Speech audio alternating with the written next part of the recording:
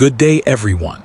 Tonight, we will explore the story of Balto, a sled dog who became part of one of the most remarkable animal rescue missions in American history. This is the story of the 1925 serum run to Nome, Alaska. A story of dogs, mushers, winter storms, and the delivery of medicine across nearly 700 miles of frozen terrain. Settle into your bed. Adjust your pillows. Let your shoulders relax. Let your breathing slow. There is nothing you need to do right now except listen and rest, and allow your mind to drift wherever it wishes to go. We will move slowly through this story. We will discuss the dogs, the route, the weather conditions, the preparations, and the careful details of what happened in January and February of 1925. There is no urgency here, only the gentle recounting of history. Let us begin. In January of 1925, the town of Nome, Alaska, was home to approximately 1,430 residents. Nome is located on the southern edge of the Seward Peninsula. The town sits on the coast of the Bering Sea. The coordinates of Nome are 64 degrees, 30 minutes north latitude, and 165 degrees, 24 minutes west longitude. The town was established during the Nome Gold Rush, which began in 1899. By 1925, the gold rush had ended, but Nome remained a functioning community. It had a hospital, it had a school, it had general stores and a post office. The town was connected to the outside world primarily by ship during the summer months and by dog sled during the winter months. In the winter of 1925, Nome was isolated. The Bering Sea had frozen. Ships could not reach the town. The nearest railroad terminus was in Nenana, Alaska. Nenana is located approximately 674 miles southeast of Nome. The route between Nenana and Nome was known as the Iditarod Trail. The Iditarod Trail was used for mail delivery, for supplies, and for transportation.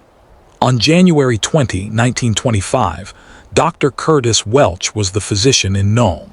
Dr. Welch examined a child who was experiencing difficulty breathing. The child had a fever. The child had a sore throat. The child had a grayish membrane forming in the throat. Dr. Welch suspected the child had diphtheria. Diphtheria is a bacterial infection. It is caused by the bacterium Corynebacterium diphtheriae. The infection causes a thick membrane to form in the throat. The membrane can block the airway. Diphtheria can cause death by asphyxiation. Diphtheria can also cause heart failure and paralysis. In 1925, diphtheria was a serious public health threat, particularly to children. Dr. Welch checked his supply of diphtheria antitoxin. Antitoxin is a serum that contains antibodies against the diphtheria bacteria. The antitoxin must be administered early in the infection to be effective. Dr. Welch discovered that his supply of antitoxin had expired. The expired antitoxin was no longer potent. It could not be used to treat patients. By January 21, more cases were identified. By January 22, 3 children had died. Dr. Welch sent a telegram to officials in Juneau, Alaska.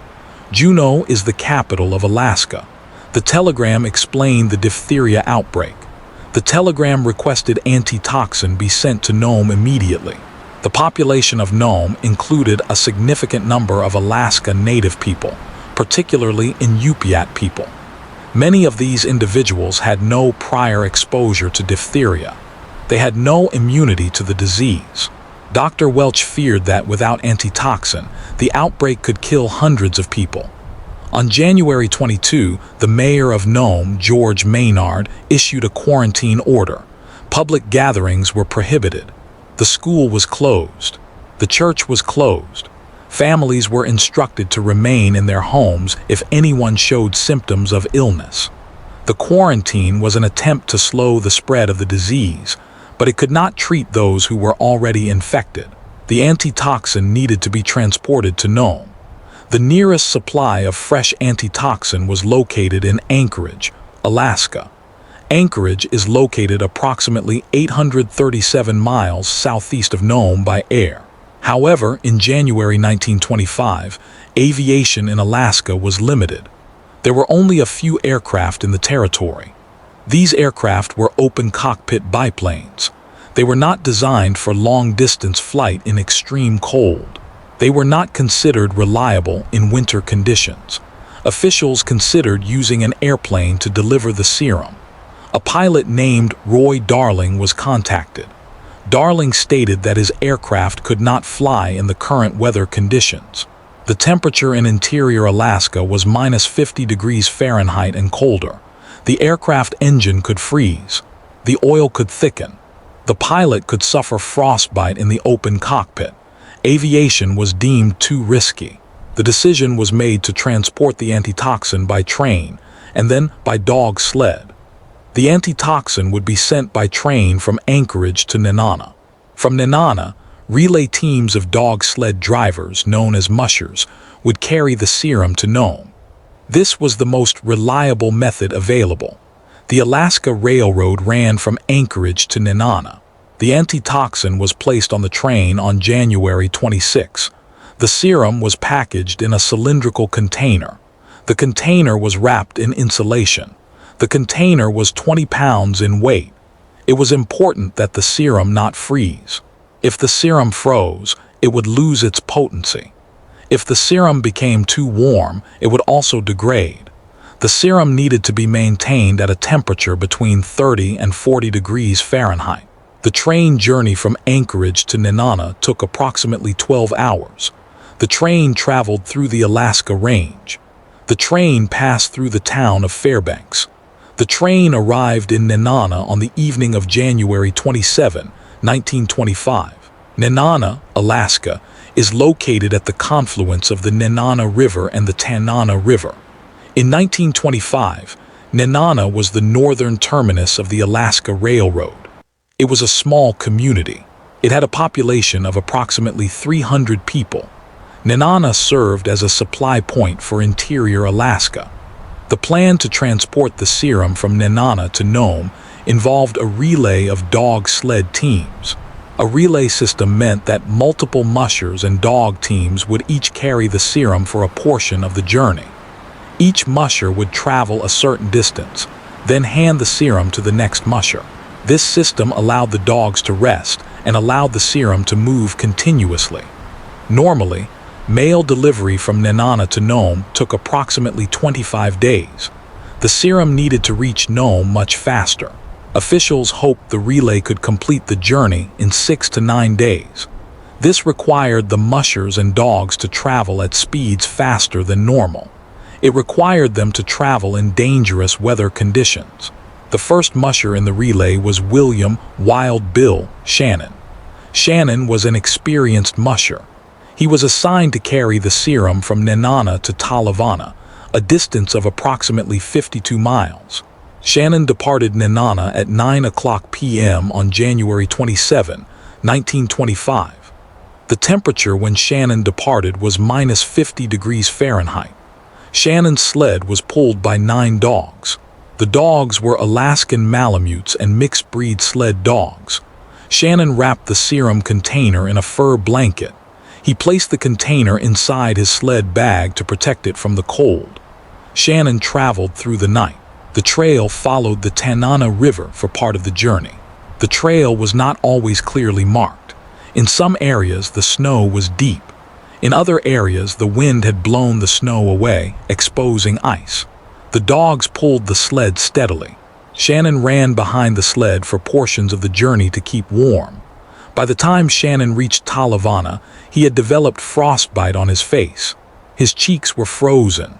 The skin on his nose was white and hard. Shannon handed the serum to the next musher, Dan Green. Shannon's portion of the relay had taken approximately 11 hours. Dan Green carried the serum from Talavana to Manly Hot Springs, a distance of approximately 31 miles. Green's team consisted of 7 dogs. Green departed Talavana at 11:00 a.m. on January 28. The weather remained extremely cold. The temperature was -56 degrees Fahrenheit. Green traveled along the trail for several hours. His dogs moved at a steady pace. The serum remained wrapped and insulated inside the sled. Green reached Manly Hot Springs and handed the serum to the next musher, Johnny Folger. Green's portion of the relay had taken approximately 3 hours. Johnny Folger carried the serum from Manly Hot Springs to Fish Lake, a distance of approximately 28 miles. Folger's team consisted of 8 dogs. Folger departed Manly Hot Springs in the afternoon of January 28. The trail was relatively flat in this section. Folger's dogs were strong. They pulled the sled efficiently. Folger reached Fish Lake and handed the serum to Sam Joseph. Folger's portion of the relay had taken approximately 4 hours. The relay continued. Each musher took the serum for their assigned section of the trail. The mushers were professionals. Many of them carried mail for a living. They knew the trail. They knew the dangers of winter travel. They knew how to care for their dogs. Sam Joseph carried the serum from Fish Lake to Tanana, a distance of approximately 26 miles.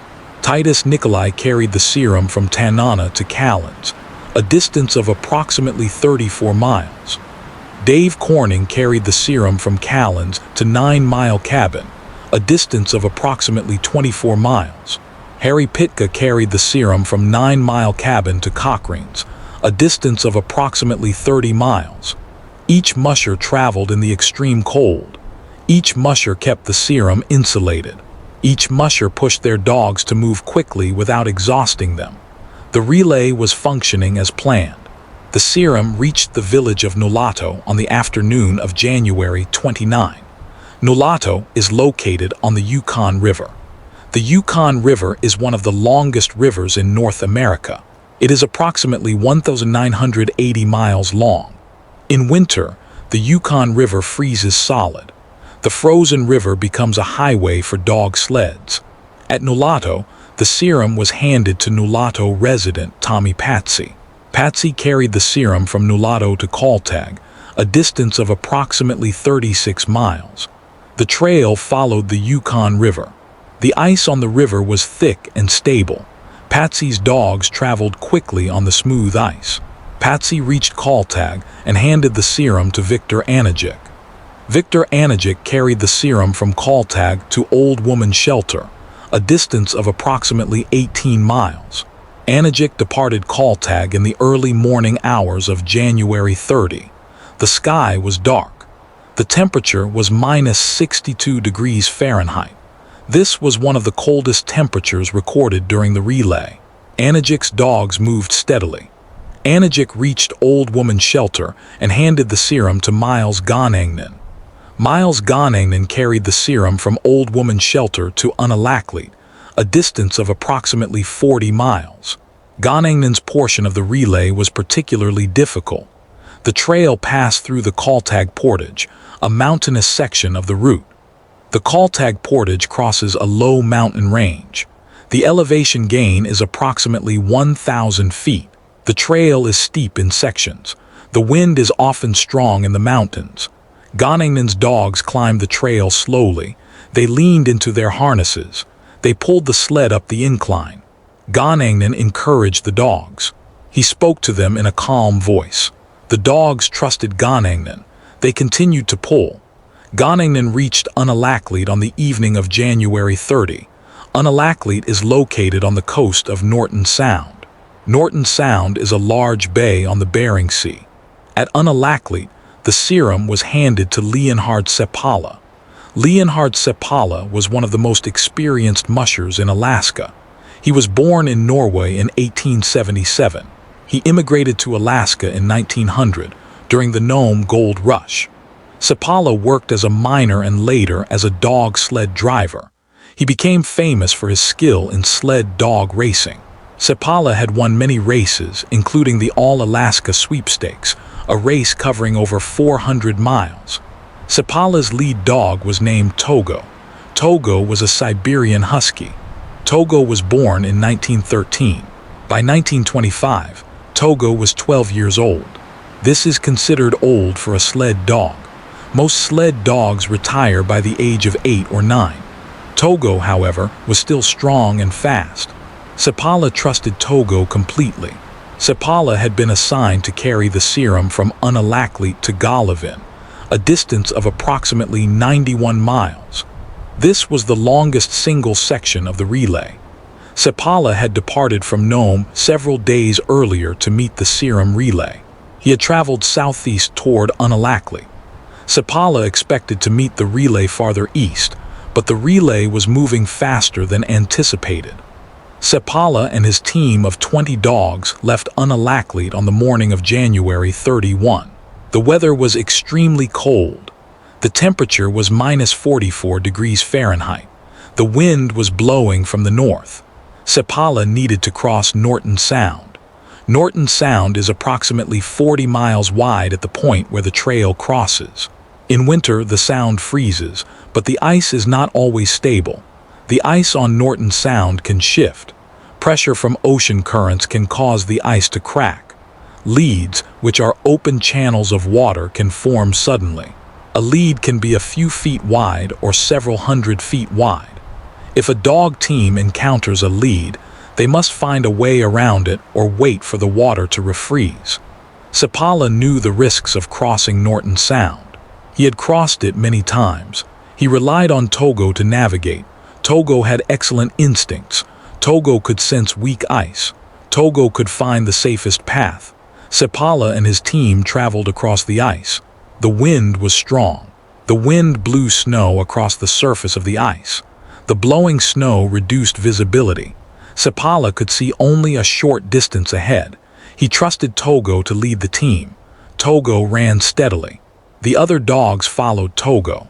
The sled moved smoothly over the ice. After several hours, Sepala noticed that the ice beneath them was moving. The ice was shifting. Sepala realized that they were on a large ice floe. An ice floe is a large sheet of floating ice. The ice floe had broken away from the solid ice. The ice floe was drifting. Sepala needed to get his team off the floe and back onto solid ice. Togo sensed the danger. Togo changed direction. Togo led the team toward the edge of the ice floe. When they reached the edge, there was a gap between the floe and the solid ice. The gap was approximately 5 feet wide. The gap was filled with water. The water was freezing cold. If the dogs or Sepala fell into the water, they would likely die within minutes. Togo did not hesitate. Togo jumped across the gap. The other dogs followed Togo. One by one, the dogs jumped. The sled had to cross as well. Sepala pulled on the sled to give it momentum. The sled slid across the gap. The sled landed on the solid ice. Sepala and the team were safe. Sepala continued across Norton Sound. The crossing took many hours. By the time Sepala reached the opposite shore, he and the dogs were exhausted. Sepala stopped briefly to rest the dogs. He checked their paws for ice buildup. He gave them small pieces of dried fish to eat. The dogs rested for 20 minutes. Then they continued. Sepala traveled through the villages of Isaac's Point and then on to Golovin. Golovin is a small village on the eastern shore of Golovin Bay. Sepala reached Golovin late on the night of January 31. He had traveled 91 miles in approximately 18 hours. Sepala was exhausted. Togo was exhausted. The other dogs were exhausted, but the serum was safe. At Golovin, Sepala handed the serum to Charlie Olson. Olson would carry the serum to Bluff, a distance of approximately 25 miles. Sepala and his dogs rested. Togo had performed heroically. Sepala later said that Togo was the greatest dog he had ever known. Charlie Olson carried the serum from Golovin to Bluff. Olson's team consisted of 7 dogs. Olson departed Golovin in the early morning hours of February 1. The weather was still cold, but the wind had decreased. Olson traveled along the coast. The trail was relatively flat. Olson reached Bluff and handed the serum to Gunnar Kasson. Gunnar Kasson was a musher who worked for the Pioneer Mining Company in Nome. Kasson was born in Norway in 1882. He immigrated to Alaska in 1904. Kasson was an experienced dog sled driver. He was reliable and calm under pressure. Kasson's lead dog was named Balto. Balto was a Siberian husky. Balto was black and white in color. Balto had brown eyes. Balto was approximately 6 years old in 1925. Balto was not as famous as Togo. Balto was not considered the fastest or the strongest dog, but Balto was steady. Balto was dependable. Balto did not panic. Kassan had been assigned to carry the serum from Bluff to Nome, a distance of approximately 53 miles. However, there was a planned stop at a shelter cabin called Safety, approximately 21 miles from Bluff. At Safety, the serum was supposed to be handed to another musher, Eid Roan. Roan would then carry the serum the final 34 miles to Nome. Kassan departed Bluff at 10 o'clock p.m. on February 1. His team consisted of 13 dogs. Balto was in the lead position. The trail from Bluff to Safety followed the coast of Norton Sound. The weather had worsened. A blizzard was forming. The wind was blowing at approximately 50 miles per hour. The temperature was minus 30 degrees Fahrenheit. The wind chill made it feel much colder. Kassan could barely see. The blowing snow obscured the trail. Kassan relied on Balto to navigate. Balto kept his nose low. Balto followed the scent of the trail. Balto could sense the packed snow beneath the loose snow. Balto led the team forward. At one point, a strong gust of wind flipped the sled onto its side. The sled overturned. Kassan was thrown off the sled. The dogs stopped. Kassan stood up. He checked the serum container. The serum was still secure. Kassan checked the dogs. The dogs were all standing. None were injured. Kassan righted the sled. He continued. Kassan reached Safety at approximately 3 o'clock a.m. on February 2. Safety was a small shelter cabin. Kassan expected to find Eid Roan waiting. Kassan looked inside the cabin. Roan was asleep. His dogs were asleep. Roan had assumed that Kassan would not arrive until later in the morning because of the blizzard. Kassan made a decision. He decided not to wake Roan. Kassan decided to continue to Nome. Kassan believed that waking Roan, harnessing fresh dogs, and transferring the serum would take time. Kassan believed that his dogs could complete the final 34 miles. Balto was still strong. The other dogs were still pulling. Kassan left Safety without stopping. He continued along the trail. The blizzard continued. The wind continued.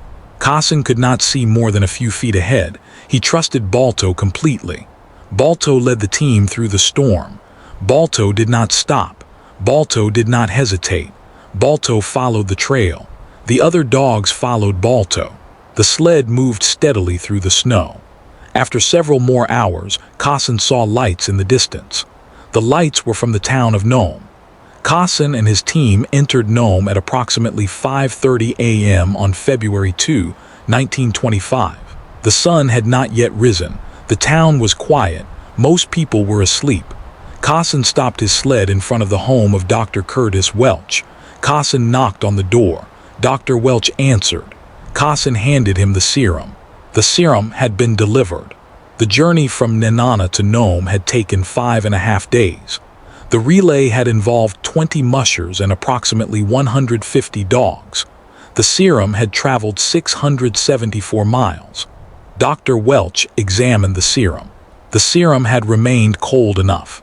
The serum had not frozen. The serum was still potent. Dr. Welch began administering the antitoxin to patients immediately. The diphtheria outbreak was eventually controlled. No additional deaths occurred after the serum arrived. Gunnar Kassan and Balto became famous. Newspapers across the United States reported on the serum run. The story captured the public's imagination. Photographs of Balto were published.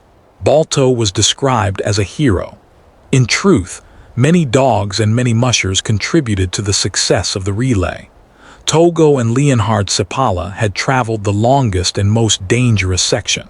Other mushers had braved extreme cold and difficult conditions, but Balto and Kassan had completed the final leg. They had arrived in Nome.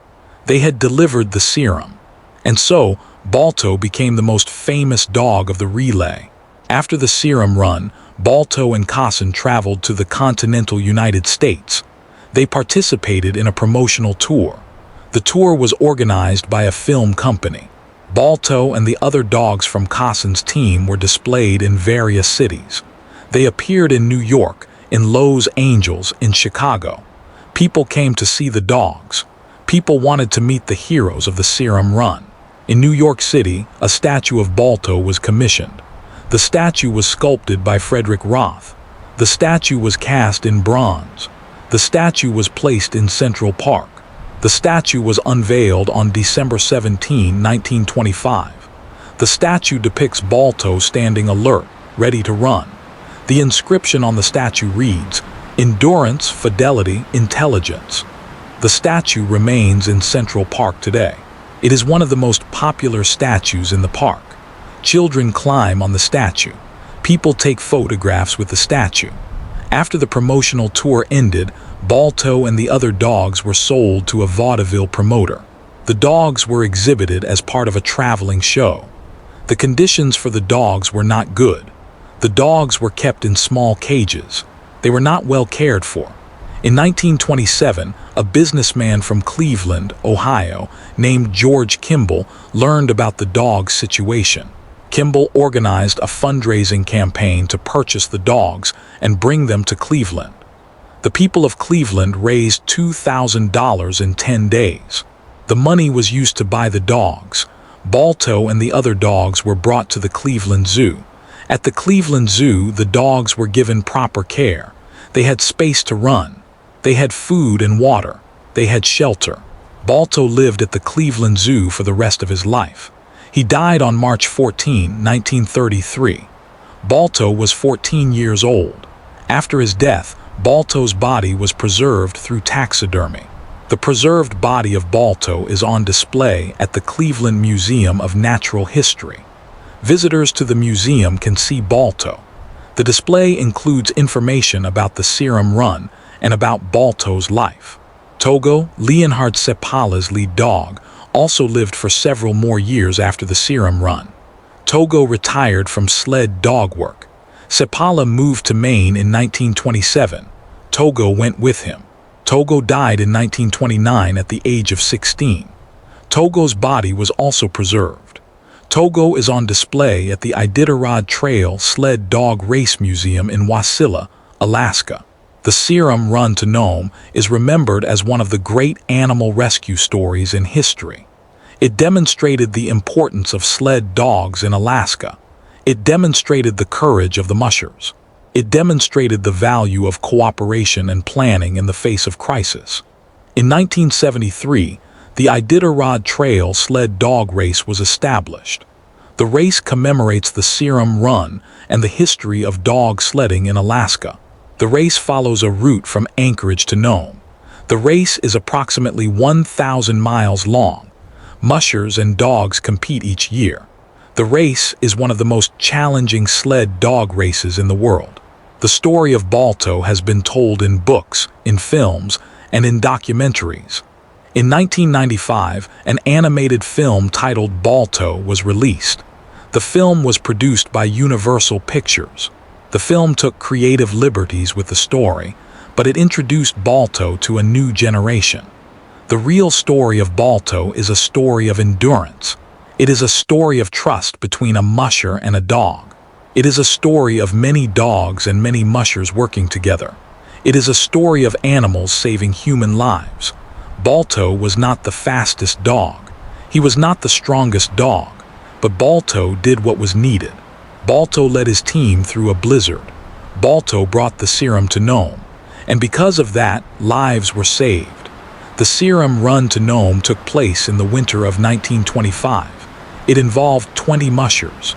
It involved approximately 150 dogs. The Serum traveled 674 miles. The journey took 5.5 days. The dogs pulled sleds through extreme cold. They crossed rivers, they crossed mountains, they crossed ice. The mushers guided the sleds. The mushers cared for the dogs. The mushers kept the Serum safe. Balto was one of those dogs. Balto led his team on the final leg of the journey. Balto brought the Serum to Nome. Balto is remembered for his steadiness, for his reliability, for his courage.